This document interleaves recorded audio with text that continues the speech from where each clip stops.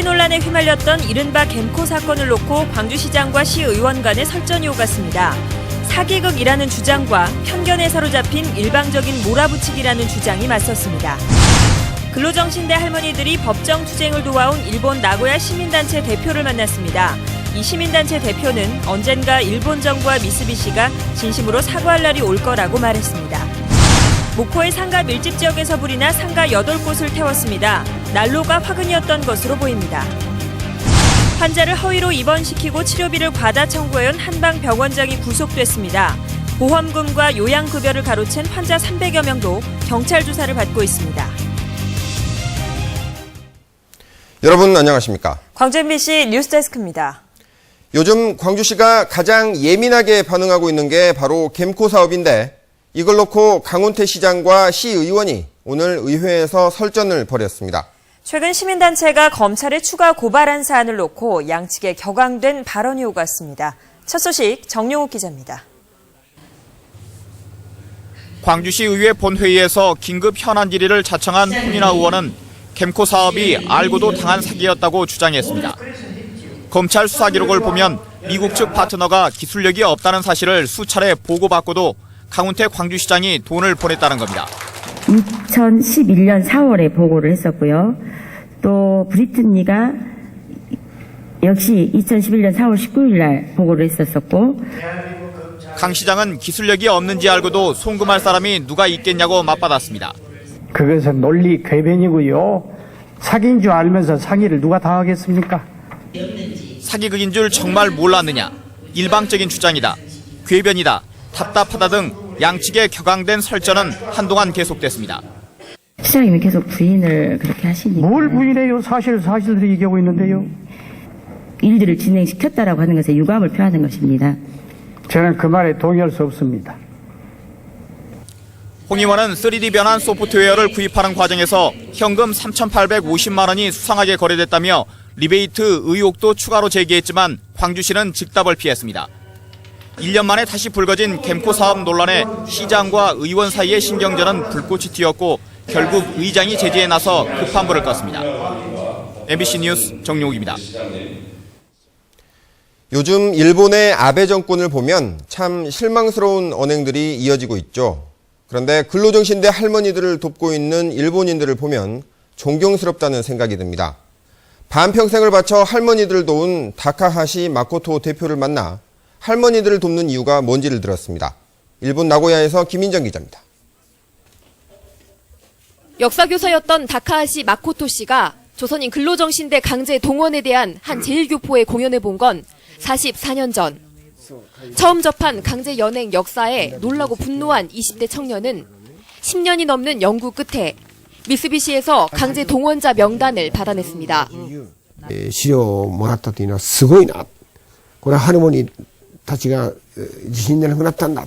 で、この人たちの、遺族を探さなければということで遺族探しのスタートになりました。 이 명단에서 도난카이 대지진에 희생된 근로정신대 조선인 소녀들을 추적해냈고 사비를 털어 추도비를 세웠습니다.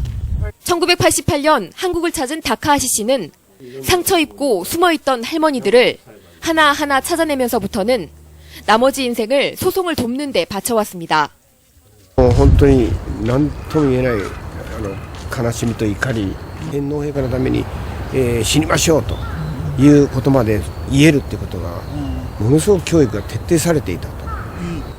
자신의 인생과 할머니들의 인생, 그리고 자신의 꿈과 할머니들의 꿈을 반평생에 걸쳐 온전히 겹쳐오며 어느새 70대 할아버지가 되어버린 그는 후회는 절대 없다고 말했습니다. ハルモニーに対する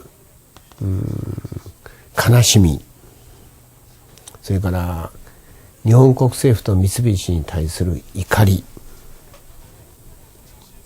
そして原告や市民の会の皆さんとの友情、希望、僕やりがいのある、もう喜びを伴うその義務感だけじゃなくて喜びを伴う 자신의 딸과 한국인 사위 사이에서 태어난 손녀의 이름을 한국과 일본이 화해하고 하나가 되면 좋겠다는 의미에서 하나라고 지었다는 다카하시 씨. 오늘도 그는 미쓰비시와 일본 정부가 할머니들에게 진심으로 사과할 날이 올 거라고 진심으로 믿고 있습니다. 일본 나고야에서 MBC 뉴스 김인정입니다.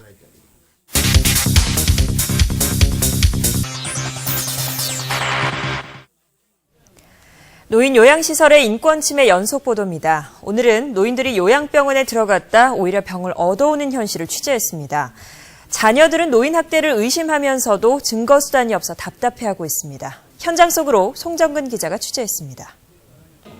아버지를 나주의 한 노인 요양병원에 입원시킨 박모 씨는 어느 날 병원 측으로부터 아버지 코뼈가 부러졌다는 연락을 받았습니다. 치매 노인인 아버지가 화장실에 가다 스스로 넘어졌다는 게 병원 측의 설명이었지만 아들은 믿을 수 없었습니다. 누군가 자신의 아버지를 폭행했다는 겁니다. 저는 그렇다고 생각했죠. 왜냐하면 병상에 움직일 수 없는 사람이 누워있으니까. 병원 측은 노인이 스스로 넘어졌을 뿐이라며 1대1로 노인들을 간병할 수 없는 상황에서 돌발적 사고는 어쩔 수 없는 것 아니냐고 항변합니다. 저는 다인 간병을 쓰고 있어요. 개인 간병을 원하면 개인 간병을 쓰셔야죠. 이번에 노인을 침대에 묶어 논란이 된 광주 서구의 노인 요양병원에 88살 어머니를 모신 김모 씨. 지난 15일 어머니가 침대에서 떨어졌다는 연락을 받고 병원에 가서 깜짝 놀랐습니다.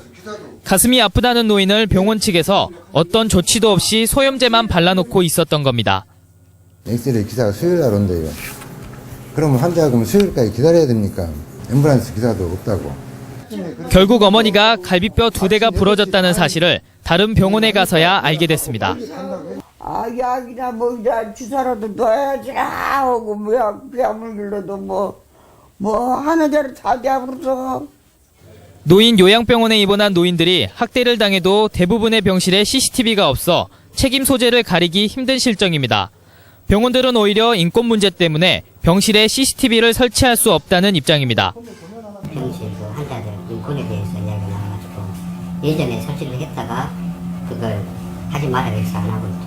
하지만 최근 아동학대가 잇따르면서 정치권에서는 어린이집 CCTV 설치 의무화 법안을 발의하기도 했고 부산시에서는 조례를 통해 어린이집 CCTV 설치를 의무화하기도 했습니다. 병실이나 뭐 이런 데 CCTV를 설치한 것이 문제다. 이렇게 볼 것은 아닌 것 같고요. 전체적인 어떤 노출이나 뭐 이런 것들이 좀 심하다. 이럴 경우에는 과도하다. 고령화 시대에 맞춰 노인 요양시설은 우후죽순 늘어나고 있지만 노인들의 인권을 위한 제도는 급증하는 시설을 따라가지 못하고 있습니다. MBC 뉴스 송정근입니다. 수억 원의 요양급여를 허위 청구했다 적발된 광주 남구 구의원이 운영하는 요양원에 대해 남구청이 지정 취소 처분을 내렸습니다. 남구는 3년 동안 5억여 원의 장기요양급여비를 부풀려 받은 사실이 적발된 최모 남구의원이 운영하는 노인 요양원에 대해 지정 취소 4개월과 과태료 50만 원 처분을 내렸다고 밝혔습니다. 이에 따라 해당 시설에서 생활 중인 노인 25명은 다른 노인 요양원으로 옮겨질 예정입니다. 광주시가 노인 요양병원의 인권 침해 여부를 집중 점검하기로 했습니다. 광주시는 치매 노인을 묶어놓아 최근 문제가 된 모 요양병원을 점검한 결과 의료법 위반 행위가 다수 적발돼 형사고발과 함께 자격 정지 등 강력한 행정처분을 내리기로 했습니다. 또 다음 주부터 요양병원과 한방병원 등 94곳을 대상으로 인권 침해와 의료법 위반 여부 등을 집중 단속하기로 했습니다. 지난 3월 광주시 내 한 한방병원이 보험 사기 의혹을 받고 있다는 광주 MBC 보도와 관련해 광주 광산경찰서가 환자를 허위로 입원시키고 치료비를 과다 청구하는 수법으로 보험금과 요양급여를 가로챈 혐의로 한의사 43살 김모 씨를 구속하고 가짜 환자 120여 명을 불구속 입건했습니다. 한의사 김 씨와 간호사 등 6명은 지난 2011년부터 병원을 찾은 환자를 설득해 허위 입원시키고 진료비를 허위 과다 청구하는 수법으로 요양급여비 10억 원을 가로챈 혐의를 받고 있습니다. 환자 120여 명은 한방병원 측과 짜고 허위 입원하고 대신 20억 원의 보험금을 챙긴 혐의를 받고 있습니다. 경찰은 보험 사기 혐의가 의심되는 나머지 환자 180여 명에 대해서도 수사를 확대하고 있습니다. 오늘 새벽 목포의 한 상가 밀집 지역에서 큰 불이 나 상가 8곳이 모두 탔습니다. 날이 추워진 만큼 불날 가능성도 더 커졌는데 불조심하셔야겠습니다. 김진선 기자입니다. 상가 10여 개가 다닥다닥 붙은 건물 전체가 시뻘건 화염에 휩싸였습니다. 상가마다 거센 불길이 솟구치고 물대포를 쏘아보지만 역부족입니다. 목포시 해안동 목포 여객선 터미널 부근에 있는 상가 밀집 지역에서 불이 난 건 오늘 오전 6시 10분쯤. 영업을 준비하던 식당에서 시작된 불은 순식간에 주변 상가로 번졌습니다. 건물이 한 건물이랑 다 이 집에서 번지니까 저 뒤에까지 그냥 앉아있는 그냥 쑥대밭이라 그냥 일시적으로 번져버렸어요. 이 불로 건물 안에 있던 56살 손모 씨가 화상을 입고 병원으로 옮겨졌고 상가 13곳 가운데 8곳이 모두 타 소방서 추산 2억 8천여만 원의 재산 피해가 났습니다. 최초 신고가 부상 신고로만 접수되면서 화재 진압반이 도착했을 땐 이미 뒷건물까지 불길이 번진 뒤였습니다. 이처럼 상가 10여 채가 밀집돼 있어 진화에 나선 소방관들이 진입할 틈조차 없었습니다. 너무 오래된 옛날식 목조 건물이 계속 밀집된 그런 건물이기 때문에 그 인접 건물의 연소를 막을 수가 없어요. 소방당국은 최초 불이 난 식당에 있던 화목난로에서 불이 시작된 것으로 보고 정확한 화재 원인을 조사하고 있습니다. MBC 뉴스 김진선입니다. 광주의 가구당 저축액은 전국 최고인 반면 빚은 적은 것으로 나타났습니다. 통계청이 발표한 가계금융조사 결과에 따르면 올해 3월 말 기준으로 광주의 가구당 저축액은 7,631만 원으로 16개 시도 가운데 가장 많았습니다. 반면 가구당 부채는 3,696만 원으로 16개 시도 가운데 네 번째로 적었고 광역시 가운데는 가장 적었습니다. 또 지난해 가구당 소득은 4,677만 원으로 울산과 서울, 경기에 이어서 세 번째로 높은 것으로 조사됐습니다. 무면허 만취 상태로 운전을 하다 3명을 숨지게 한 30대 여성이 징역형을 선고받았습니다. 광주지법 김대현 판사는 무면허 만취 상태로 운전을 하다 사고를 낸 33살 이모 씨에 대해 징역 2년을 선고했습니다.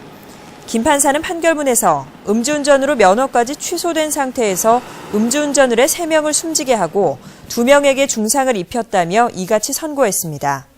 이 씨는 지난 7월 4일 오후 5시쯤 광산구 산정동에서 혈중 알코올 농도 0.127%의 만취 상태로 운전을 하다 59살 최모 씨 등 3명이 숨지고 4명이 부상을 입었습니다. 광주 동부경찰서는 음주운전 혐의로 광주 광산경찰서 소속 박모 경사를 불구속 입건했습니다. 박 경사는 오늘 새벽 0시 30분쯤 광주시 동구 소태요금소 부근에서 혈중 알코올 농도 0.07%의 상태로 운전을 한 혐의입니다. 박 경사는 저녁에 술을 마시고 순환도로를 이용해 집으로 돌아가다 경찰의 음주운전 단속에 적발됐습니다. 광주은행이 창립 45주년을 맞아 초우량 지역은행으로서의 성장을 다짐했습니다. 광주은행 김장학 행장은 오늘 열린 창립 45주년 기념식을 통해 지역민과 고객의 변함없는 사랑과 성원으로 광주은행이 성장했다며 앞으로는 지역과 함께 웃는 초우량 지역은행이 되자고 강조했습니다. 한편 광주은행은 창립 45주년을 맞아 PB고객 투자상품 설명회와 낙도 어린이 초청 행사 등 다양한 행사를 마련할 예정입니다.